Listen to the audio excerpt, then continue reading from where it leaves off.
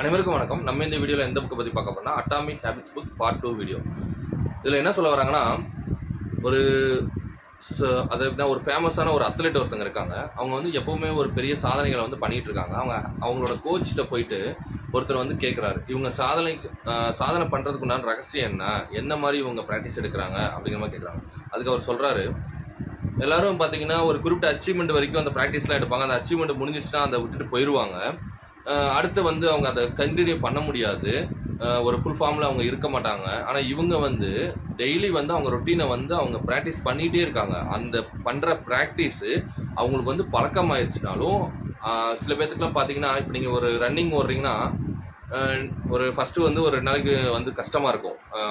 ஒரு என்ன சொல்கிறது, ஒரு 400 மீட்டர் ஓடுறதே கஷ்டமாக இருக்கும். அப்போ வந்து கொஞ்சம் ரொம்ப இதாக இருக்கும். நம்ம அதை டார்கெட் அச்சீவ் பண்ணணும் இதாக இருக்கும். அடுத்து வந்து மேக்ஸிமமே 2 கிலோமீட்டர் தான் ஓடுறது அப்படின்னா, அந்த 2 கிலோமீட்டர் அச்சீவ் பண்ணதுக்கப்புறம் அவங்களுக்கு வந்து அது சலிச்சிடும். அந்த மாதிரி தான் அந்த அத்லெட்டிக்ஸ் சொல்கிறாங்க.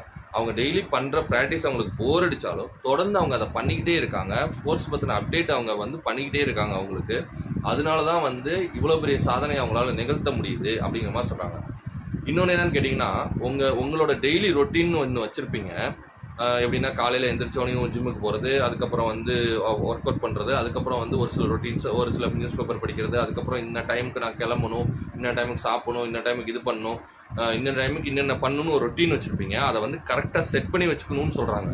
அந்த ரொட்டீனை நீங்கள் கரெக்டாக செட் பண்ணிட்டீங்கனாலே உங்களுக்கு அது வந்து ரொட்டீன் ஆயிரும். அதாவது முன்னாடி ஒரு வீடியோவில் சொல்லியிருப்பேன், அனிச்சை செயல்னு. அது வந்து அனிச்சை செயல் மாதிரி மூளை வந்து அது பழக்கி அது பாட்டுக்கு செய்ய ஆரம்பிச்சிடும். அது இல்லாமல் அதில் ஒரு பிளான் இருக்கும் உங்களுக்கு. அப்போ வந்து உங்களுக்கு உங்கள் டெய்லி லைஃப்பில் டெய்லி வந்து உங்களுக்கு நிறைய ஃப்ரீ ஸ்பேஸ் கிடைக்கும். அந்த ஃப்ரீ ஸ்பேஸில் இன்னும் நீங்கள் நிறைய க்ரியேட்டிவான ஒரு இது பண்ணலாம். அதாவது எப்படின்னு கேட்டிங்கன்னா, இன்னொரு ஒர்க்கு கூட நீங்கள் பண்ணலாம். ஈவினிங் டைமில் வந்துட்டிங்கன்னா ரொட்டீனை வந்து கரெக்டாக வச்சுட்டா அதில் ஃப்ரீ ஸ்பேஸில் நீங்கள் ஒரு பார்ட் டைம் ஜாப் கூட பண்ணலாம். ஒரு ஆன்லைன் ஜாப் இந்த மாதிரி கூட பண்ணலாம். இந்த மாதிரி ரொட்டீனை வந்து நீங்கள் கரெக்டாக வச்சிங்கன்னா உங்களுக்கு வந்து உங்கள் ரொட்டீன் ஒர்க்கை முடிச்சுட்டு நீங்கள் இன்னும் க்ரியேட்டிவாக இன்னும் சில விஷயம் பண்ணுறதுக்கு உண்டான நிறைய ஸ்பேஸ் உங்களுக்கு கிடைக்கும் அப்படிங்கிற மாதிரி சொல்கிறாங்க.